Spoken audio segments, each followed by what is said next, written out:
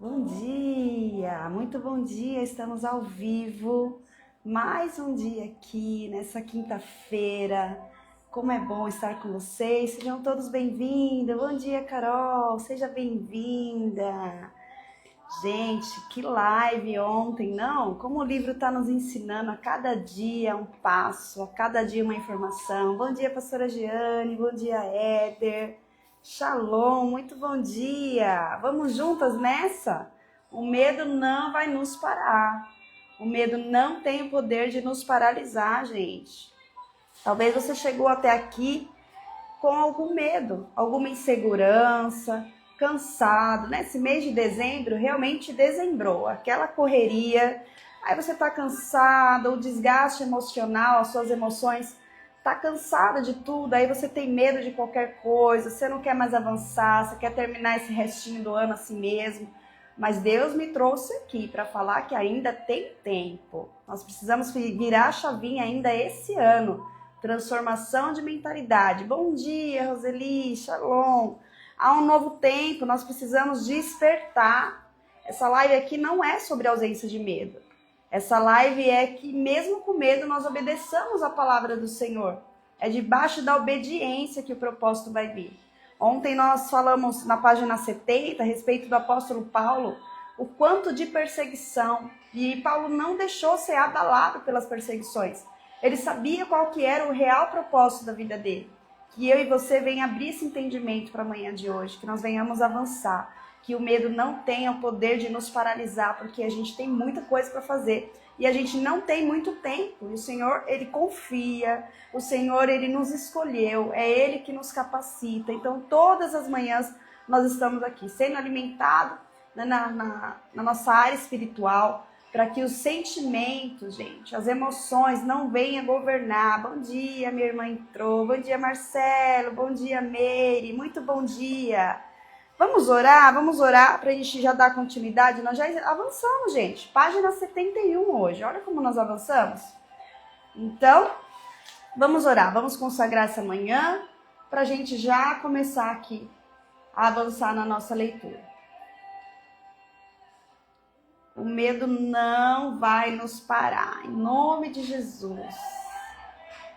Vamos colocar aqui um instrumental para a gente orar, para a gente já entrar aqui na palavra. Feche seus olhos. Pai amado, Pai querido, nós te damos graças, Senhor, por todas as manhãs. Nós queremos te agradecer pelo dia de hoje, pelo dia lindo que o Senhor preparou. Sim, Espírito Santo. O Senhor é bem-vindo em nosso meio, traga sobre nós todo entendimento, toda sabedoria, daquilo que o Senhor queira tratar em nós. Nós sabemos que nós somos escolhidos, amados, e o Senhor quer fazer primeiro em nós, para que depois venha fazer através de nós. Pai, nós te damos graças porque a tua graça, a tua misericórdia nos alcançou nessa manhã. Obrigado, Senhor, por não desistir de nós. Sim, Deus. Traga um renovo, Senhor, que todas as manhãs o Senhor tem preparado para nós. Tira de nós todo o cansaço físico, mental. Trabalha, Senhor, na nossa mente. Traga, Pai, todos os dias uma mente renovada, porque só assim nós podemos desfrutar da boa, agradável e perfeita vontade que o Senhor tem preparado para nós. Pai, traga um novo repertório sobre os nossos lábios. Nos capacite, Pai, onde colocarmos a planta dos nossos pés, ali o Senhor nos dará por herança. Que onde nós fomos, Pai, as pessoas sintam a Tua presença. Nós queremos revelar a Tua presença através de nós. Que o Espírito, o brilho do Espírito Santo permaneça em nossas vidas. Que o nosso comportamento seja condizente à Tua palavra. Nos transforme, Pai, a cada dia. Nós estamos aqui ansiosos em ouvir a Sua voz. Revela seu nosso Espírito mais uma vez nessa manhã, Pai. O Senhor tem liberdade em nosso meio. Fique conosco, do começo ao fim dessa live. O Senhor é o centro de tudo. Tudo é para Ti, tudo vem de Ti, e tudo é sobre Ti. Nós te damos graças, em nome de Jesus. Amém. Amém. Bom dia, Raquelzinha, bom dia. Vamos lá, vamos avançar, gente. Falamos sobre Atos, capítulo 20 e 24. Porém, nada considero a vida preciosa para mim mesmo, contando que complete a minha carreira e o ministério que recebi do Senhor Jesus para testemunhar o evangelho da graça de Deus. Palavras do apóstolo Paulo. Que lindo! Paulo não se deixou abalar na perseguição, pela inconveniência ou pela dificuldade. Ele havia se convencido de concluir o chamado que estava sobre a sua vida, que era pregar o evangelho pela graça de Deus. Esse é o real propósito da minha e da sua vida.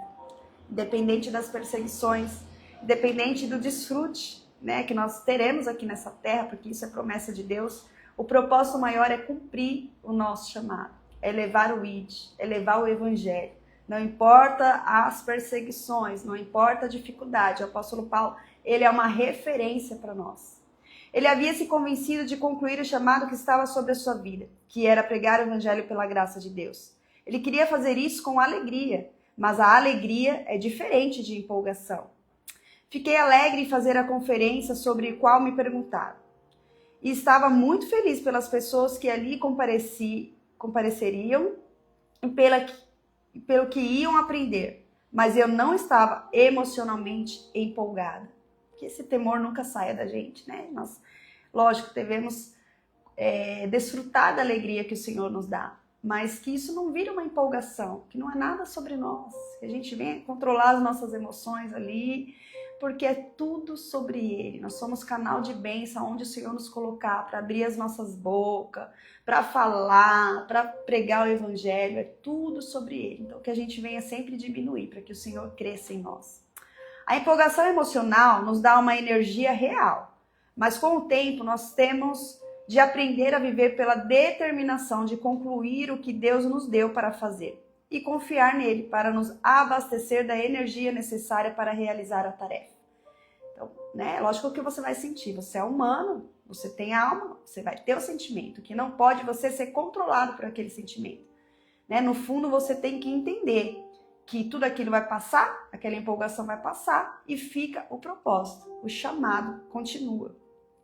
Se você se empolgar muito, você não consegue realizar a tarefa que o Senhor confiou a ti. É isso que ela está falando aqui, ó. Depender da empolgação é uma razão pela qual a taxa de divórcio em nossa sociedade é tão alta. Somos um pouco viciados no entretenimento e no entusiasmo. Por isso, quando um casamento não é mais empolgante, algumas pessoas querem seguir em frente e passar para outra pessoa que as entusiasma. Gente, um projeto tão lindo que é um projeto de Deus, o casamento, as pessoas têm confundido muito. Não é sobre a nossa felicidade, não é sobre a nossa alegria, é sobre fazer o próximo feliz, é sobre completar a alegria do próximo, como é difícil. É difícil. Então as pessoas estão vivendo num mundo de empolgação e aí quando ela se baseia e olha para o lado, né, com o próprio ali, com a família, com a esposa, enfim, ela vê que aquele casamento não traz mais um entusiasmo. E aí ela quer colocar um fim, quer colocar um basta e ela quer procurar alguém que vai preencher aquele entusiasmo dela. Olha só, gente. Olha só como que tá o mundo. Que dó, que pena. Sabemos que família é projeto de Deus. E lá na família é o nosso campo de batalha maior. Não é nada sobre nós, é sobre Deus, é sobre acreditar na pessoa que está do seu lado, é sobre unir o propósito, andar em unidade, é sobre isso. Mas as pessoas não entenderam ainda o que é o projeto família. Então hoje casa, amanhã não está mais empolgado, vai lá e entra com o divórcio. Muito sério. Mas esse tipo de relacionamento também não durará, né? Aqui ela está terminando a frase falando que algumas pessoas querem seguir em frente, passar por uma outra pessoa que seja entusiasmada, quer separar e procurar uma pessoa que entusiasma mais, mas esse tipo de relacionamento também não durará, porque a nossa alegria não está nas pessoas. A nossa alegria, a nossa real e verdadeira alegria está em Cristo Jesus, porque Ele é a nossa essência. Eu sempre falo, eu sempre conto a historinha aqui. Qual que é a essência? Qual que é a raiz, né, de uma planta? É o barro ali, é a areia, é a terra. Se você tirar aquela planta da terra, a essência dela, o que nutre é a terra. Se você tirar aquela planta, aquela flor daquela terra, ela vai morrer. Qual que é a essência do peixe, gente? É a água, o fundamento dele é a água. Se você tirar ele lá da água, ele vai morrer. E qual é a nossa essência? A essência humana? Nós somos espirituais. A nossa essência está conectada no nosso Pai. É sobre isso. Se você desconectar, você morre. Não adianta você procurar em pessoas aquilo que você só vai encontrar em Deus. Não adianta você querer viver o tempo todo ali na alegria, na felicidade, contemplar. Nós iremos ter momentos, sim, mas isso não é todo o tempo, porque a promessa de Deus, a promessa de Jesus, quando ele foi, ele fala bem claro que no mundo nós teríamos aflições. Então, se a gente está vivendo qualquer coisa fora dessa palavra, nós não estamos com Cristo. E por que as aflições? Para que a nossa dependência esteja no Pai. Para que nós testemunhamos, né, a cada etapa, a cada estação da nossa vida, que se não fosse Ele, se não fosse por Ele, nós não suportaríamos as adversidades, nós não estaríamos de pé. É sobre isso. É sobre para que o Evangelho seja proclamado. Não é sobre o nosso eu. Nós não vamos ser vistos no mundo, né? Com um número imenso de gente. Não tem como a gente ser reconhecido nessa terra, a não ser pelos olhos do Pai. É para isso que nós estamos aqui. Olha lá, costumo dizer que eu não sinto arrepios quando Dave chega em casa, o esposo dela. Nem meu coração bate mais depressa, mas eu o amo profundamente e estou comprometida com ele, até que a morte nos separe. Ela fala aqui desse sentimento, né? Aquele sentimento lá no comecinho do namoro, a gente sentia, né? Borboleta no estômago, né? Aquele arrepio, aquela, nossa, que saudade. Você fica ali no dia a dia, no relacionamento, no casamento. Lógico, não é todo dia que você vai ver, não é igual o namoro, que você vai ver só no final de semana, ou, né, a cada 2, 3 dias. Mas não é sobre a emoção. É sobre o comprometimento que a gente tem na aliança, debaixo da obediência de Deus. É sobre amar a pessoa, fazer a outra feliz. E quando a gente entende esse código, que é uma chave, automaticamente nós somos realizados. Olha lá. Enquanto escrevo esse livro, estamos casados há 53 anos. E um compromisso como esse exige mais do que mera empolgação emocional. Olha lá, gente. Quando ela escreveu o livro, tinha 53 anos de casado. Então, para você, né, eu que vou fazer 24, tô achando que eu tenho muito, olha lá. E aí, um casamento de todo esse tempo está sendo sustentado pela empolgação? Lógico que não. Afinal, uma pessoa que está há 53 anos de casado conhece muito mais ainda, mais profundo, né? Não é sobre empolgação. É sobre a obediência, sobre o propósito, sobre o comprometimento. Entender que é na unidade que o Senhor quer nos usar. Entender que o ID está sobre o propósito de Deus, que a família é projeto de Deus, que a geração está sobre a nossa responsabilidade, o legado está sobre as nossas mãos. É sobre isso que o casamento se trata. Não é sobre uma empolgação, não é sobre uma empolgação. Não há nada de ruim na empolgação. Se a sentimos, devemos desfrutá-la, mas também precisamos aprender a não depender dela, porque sentimentos vêm e vão. E é isso, sentimentos vêm e vão. Eu gosto do apóstolo Paulo porque ele diz que tudo é vaidade. E eu já passei por alguns momentos ao qual eu queria muito, acredito que você também. Sabe, talvez uma festa de aniversário ou um casamento, eu não sei qual tipo de festividade que você não via a hora que chegasse. E aí no fim, quando tudo aquilo acaba, é lógico que você tá feliz, você tá alegre, deu tudo certo, às vezes deu alguma coisa errada, mas você sentiu Deus conduzindo todas as coisas, mas no final você fala, puxa, passou. Né? Você investiu tanto tempo para esse dia, talvez investir tanto dinheiro, né? E passou. E o que ficou? Só a essência, né? Tudo passa. Aquele sentimento passa. Você não vai ser alegre, feliz todos os dias. Vai ter momentos, vai ter dia que você vai acordar e falar, puxa, Jesus, me ajuda. Né? Amarra aqui meu sorriso, hoje eu preciso ter força para ser melhor do que ontem, um passinho de cada vez, e amanhã eu vou ser melhor. Mas nós não somos movidos pelas nossas emoções. Há um espírito dentro de nós. Nós somos espírito, alma e corpo. Esse espírito ele é edificado através de um relacionamento com o Espírito Santo de Deus. É ele que nos traz a alegria, é ele que nos traz a paz. Quem não tem esse tipo de relacionamento, infelizmente, não consegue ver graça nessa terra. Não consegue desfrutar. Olha lá, página 71, último parágrafo, gente. Jesus também falou sobre o fato de ter terminado o que seu pai o havia enviado para fazer. Olha lá em João, capítulo 17, versículo 4. Gente, sei que tá com o livro, grifa tudo aí para depois você meditar na palavra, que é o nosso devocional, a nossa leitura, tá? Olha lá, mas duvido seriamente de que ser crucificado tenha sido empolgante? Meu Deus, né? A crucificação não foi nem um pouco empolgante. A Bíblia diz que Jesus suportou a cruz, desprezando a vergonha dela, pela alegria que lhes foi proposta. Está lá em Hebreus capítulo 12, versículo 2. É uma sensação muito boa quando sabemos que concluímos o que Deus nos pediu para fazer.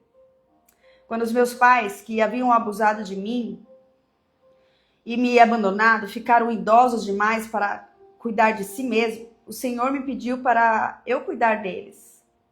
Depois de muito argumentar com o Senhor, o que é logicamente algo inútil, eu disse sim.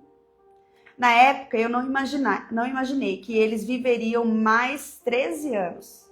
Exigiriam muitos cuidados dispendiosos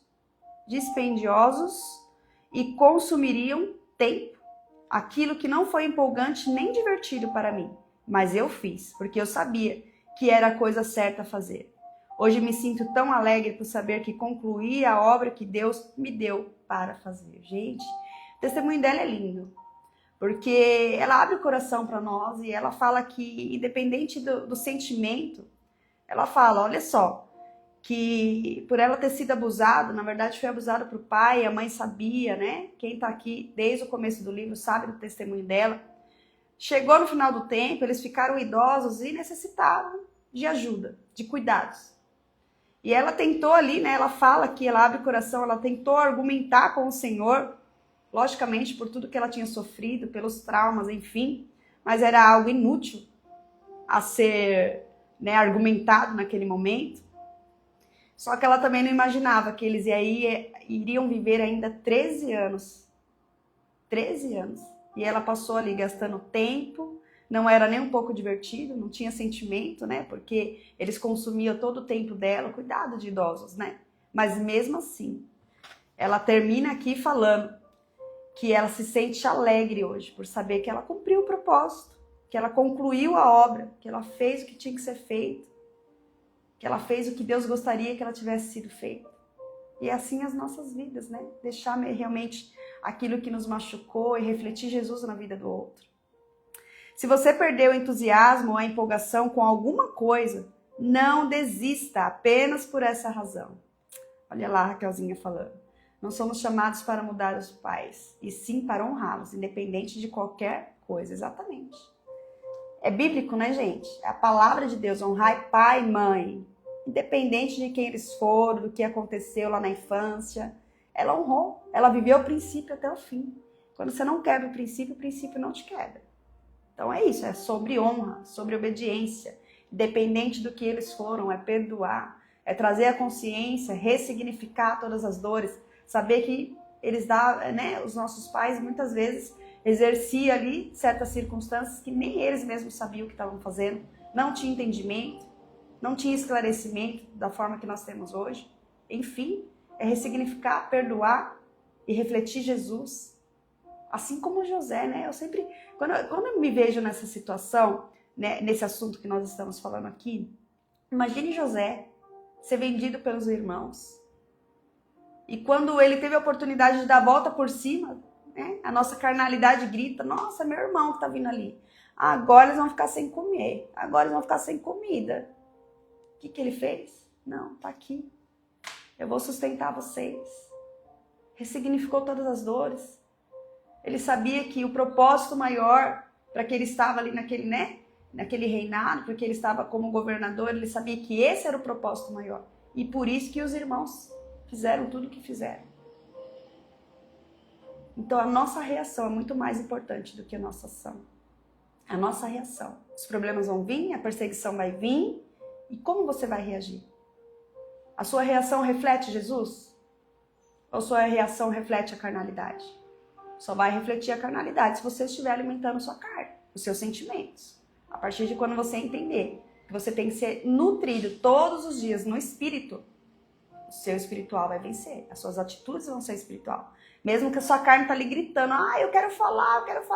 Você vai respirar fundo e falar, Jesus, deixa eu refletir a sua imagem para as pessoas. As pessoas precisam ver Cristo em mim. Você engole o choro e continua. É assim a nossa vida, é assim. Olha lá. Se você perdeu o entusiasmo ou a empolgação com alguma coisa, não desista apenas por essa razão. Antes de abrir mão de qualquer coisa, certifique-se de que Deus está lhe dizendo para fazer isso.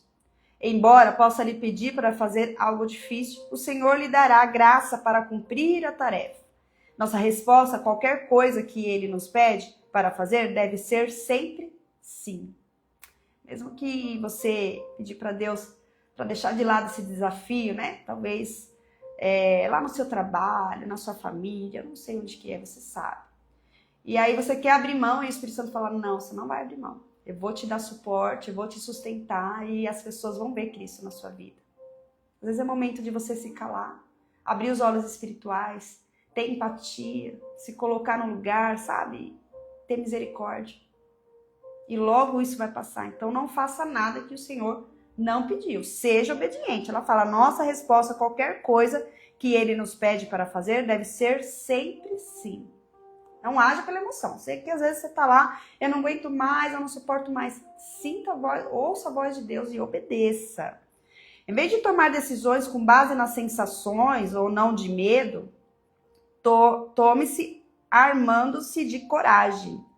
De acordo com o curto poema de Carly Wilson Becker, Coragem. Coragem é apenas o medo que fez as suas orações e foi em frente para fazer o que lhe foi pedido. Então, talvez acho que esse escritor aqui, poema, Carly Wilson Becker, Coragem. O que ele fala? Que coragem é apenas o medo que fez as suas orações e foi em frente para fazer o que lhe foi pedido. Estou aqui na contracapa, Rudyard Kipling. De todos os mentirosos do mundo, às vezes os piores são os nossos próprios medos. Então ele sempre deixa aqui, no final de um capítulo, uma historinha. Olha lá, o rugido do tigre. O tigre é uma das mais majestosas criaturas do reino animal. Durante muitos anos, esses belos e grandes espécies deixaram os pesquisadores perplexos. Parece que quando os tigres caçam, têm a capacidade extraordinária de paralisar a presa pelo medo. Uma capacidade maior do que de qualquer dos demais felinos. Quando avança em direção à presa, o tigre solta um rugido de arrepiar a espinha. Ora, você pensaria que isso seria o suficiente para fazer a presa se virar e correr para salvar a sua vida? Mas em vez disso, ela geralmente congela e logo vira comida de tigre. Na virada deste século, os cientistas descobriram por que você provavelmente congelaria em vez de correr quando um tigre te ataca. Ao rugir, ele libera ondas sonoras audíveis, aquelas que têm um som aterrorizante. Mas ele também libera um som em uma frequência tão baixa que você não pode ouvir, mas pode sentir. Assim, quando o tigre surge de trás dos arbustos, o brilho de suas cores, o som do seu rugido e o impacto das ondas sonoras se combinam para gerar um ataque completo sobre os seus sentidos. O efeito é que você fica paralisado momentaneamente, de modo que, embora possa haver tempo para fugir, você é enganado e a ponto de ficar parado por tempo suficiente até que o tigre salte sobre você. Olha só que estudo, gente. Interessante. Os nossos medos atuam da mesma maneira. Eles não paralisam, levando-nos à inatividade, mesmo quando a ameaça real não está imediatamente sobre nós. Parte da superação dos desafios que temos pela frente é reconhecer que temos medo do que pode vir a acontecer para nós, para nos impedir de lidar bem com esses mesmos desafios. Olha que lição, que estudo bacana. Então a gente precisa ter esse discernimento. Por isso que nós não devemos nos paralisar pelo medo, que é só uma reação mesmo ali do ambiente, da circunstância. A gente precisa discernir. Você está de mão dada, mesmo em meio ao medo, você sente paz. Você já sentiu isso? Não sei se você já sentiu isso, gente. Às vezes é uma circunstância ali que você fala, puxa, tá trêmula, a perna tá trêmula, mas algo dentro fala, eu tô contigo, vai lá, eu tô com você. Capítulo 6, página 77. Vamos lá? Por que eu estou com medo? Interrogação, uma pergunta.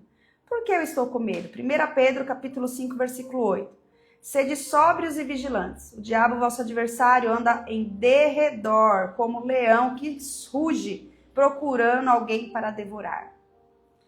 Olha lá, Raquel, o segredo está em elevar a frequência. É isso. A frequência espiritual lança fora todo medo. Por isso que a palavra diz, né? Que o amor lança fora todo medo. Se você tá conectada no amor, que é o nosso Pai, o verdadeiro amor lança fora todo medo. Você não tem medo, porque você tem a plena certeza que aquele que é maior do que todas as circunstâncias está contigo. Capítulo 6, gente, que versículo. Sede sóbrios e vigilantes. O diabo, vosso adversário, anda em derredor, como um leão que ruge procurando alguém para devorar. Forte, gente. Então, o Espírito Santo de Deus, ele está ao redor. E o diabo está onde? Ao derredor. É só não dar brecha. É só não soltar a mão do Espírito Santo, que não tem como ele atacar. Olha lá, presta atenção nesse versículo. Grife aí para você meditar nele. 1 Pedro 5:8. Lê lá 1 Pedro capítulo 5 inteiro, para você entender. Podemos facilmente ignorar o diabo porque não podemos vê-lo. Colocamos a culpa pelos nossos problemas nos outros, em nós mesmos, nas circunstâncias e até em Deus. Mas em muitos casos esses problemas são mesmo obra do diabo. Embora Satanás possa operar através de pessoas e circunstâncias, ele é a raiz de muitos dos nossos problemas. Ele é o nosso adversário. Ele é o nosso inimigo, aquele que está sempre contra nós, tentando constantemente atrapalhar e roubar o bom plano de Deus para a nossa vida. Lembre-se de que João 10:10 diz que o diabo vem por 3 razões: para roubar, matar e destruir. Esse é o papel dele, gente. Ele não dorme para fazer isso na sua vida. Ele não descansa, ele não tira o foco, ele não desfalece, ele não tem preguiça. Muito real isso, por isso que nós precisamos estar atentos. Descobrir que Satanás é real e era a fonte dos meus problemas foi transformador para mim. Eu era uma cristã, mas não tinha vitória em minha vida e aceitava tudo o que acontecia. Ou como sendo vontade de Deus, ou como sendo culpa de alguém que simplesmente não queria fazer o que eu queria que ele fizesse para me tornar uma pessoa feliz. Terceirizando, né, gente? Eu colocava a culpa pelos meus problemas em qualquer um, ou em qualquer coisa. Menos no inimigo. Porque embora eu entendesse que existe um diabo no mundo, eu não o via como uma influência pessoal em minha vida. Você pode estar no mesmo lugar onde eu estive um dia. Dedique alguns minutos para analisar 1 Pedro, capítulo 5, versículo 8. E passa a ver o diabo como um versículo bíblico o descreve. Um adversário. Ele é um inimigo que anda ao derredor, sempre espreitando em algum lugar perto de você. Procurando uma brecha. Perdi. Sempre espreitando em algum lugar perto de você. Procurando uma brecha na sua vida. Para que ele possa devorar a sua paz, a sua alegria e a sua vitória. É possível permitir que o diabo nos influencie. Paulo nos advertiu em Efésios, capítulo 4, do versículo 26 e 27. Para não darmos lugar ao diabo em nossa vida. Leia lá, Efésios capítulo 4, 26 e 27. Ele diz, né? É possível permitir que o diabo nos influencie. Paulo advertiu lá em Efésios, para não darmos lugar ao diabo na nossa vida. Essa passagem indica que ele pode encontrar uma brecha em nós através da ira não resolvida. Mas há outras maneiras pelas quais também podemos lhe dar acesso. Uma maneira pela qual deixamos que o diabo se aproveite de nós é através do medo. Na verdade, creio que o medo é a arma número 1 que ele usa contra nós. Infelizmente, em geral, aceitamos isso como algo a respeito do qual não podemos fazer nada. Pensamos que apenas estamos com medo, e isso é tudo. Presumimos que somos incapazes de progredir ou de fazer as coisas que realmente queremos porque, por alguma razão, sentimos medo. Durante anos, eu acreditei que eu era simplesmente uma pessoa covarde porque eu sentia medo. Mas graças a Deus, eu aprendi a agir mesmo com medo. É por isso que nós estamos lendo esse livro, gente. Essa ideia trouxe uma mudança maravilhosa da minha vida. Não somos covardes porque sentimos medo. Só somos covardes se nos submetermos ao medo e fizermos o que ele nos instrui a fazer. Ou seja, ou não fazemos nada, ou corremos e nos escondemos. Embora as pessoas geralmente não gostem de ouvir sobre o diabo, porque esse não é o assunto agradável, aprender a se libertar do medo é impossível a não ser que entendamos que o diabo é a fonte de todo medo. Gente, grifa isso aí, para vocês nunca mais esquecer. Não é um assunto agradável, mas a gente precisa ter o autoconhecimento do medo. É impossível, ela fala, não entendermos, né, que o diabo é a fonte do medo. Tá claro. 2 Timóteo capítulo 1, versículo 7. Porque Deus não nos deu espírito de temor, mas de fortaleza e de amor e de moderação. Sabemos que o medo não vem de Deus, ele deve vir do diabo. Deus nos dá fé e o diabo contra-ataca com medo. A única força que supera o medo é a fé. E ter a fé significa focar em Deus e dar-lhe ouvido e agir mesmo enquanto ainda sentimos medo. Uau, que leitura! Gente, passou aí alguns minutinhos, 7:02. Mas a leitura tá demais de empolgante, não? Quanto aprendizado! Que chave, nós já entendemos e ficou claro. A cada passagem que ela lê aqui, a gente sabe que o dono do medo é o nosso adversário. Ele vem para matar, roubar e destruir. Quando ele lança o medo, quando ele vê uma brecha, esqueça que ele está ao derredor. Quando ele vê uma brecha para entrar, ele lança ali a sementinha do medo. Ele te paralisa. E você não cumpre o seu chamado, você não cumpre o seu propósito, você não avança. É estratégia de Satanás. Ficou claro aqui, gente? Ficou claro. Vamos orar, vamos vigiar. E graças ao bom Deus que nós temos esse livro, que cada dia que a gente lê tem esclarecido tantas coisas. Não tem como você viver um 2026 de outra forma. Esse ano vai ser o ano do romper. Deus tem falado muito isso comigo. Você vai romper primeiramente com medo. Primeiramente na sua mente, que você vai lançar fora todo medo e você vai desfrutar das promessas do Senhor, em nome de Jesus. Porque muitas vezes você vai dar o primeiro passo ali mesmo com medo. Você vai agir. Vamos orar? Vamos agradecer por essa quinta-feira, por esse estudo, por esse livro, por esses versículos, pela confirmação de Deus, pelo ensinamento. Gente, a gente só tem a agradecer.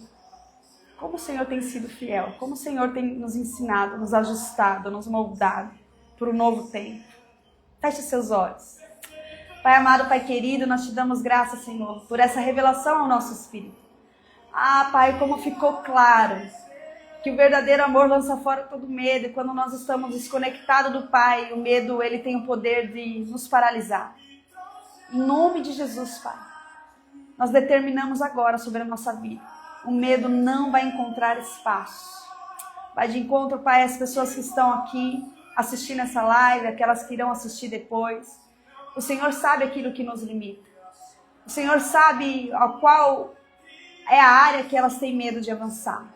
Mas hoje o Senhor traz o espírito de ousadia, Pai, sobre cada uma delas. Vai de encontro, Pai. Traga o romper, que nós venhamos viver o sobrenatural. Que nós venhamos ser mulheres posicionadas, Pai, porque nós sabemos que nós não temos muito tempo. Ai, obrigada, Pai, por cada ensinamento. Obrigada por nutrir o nosso espírito nessa manhã. Nós glorificamos e exaltamos o Teu santo nome. E já profetizamos uma quinta-feira de vitória, em nome de Jesus. Amém, amém?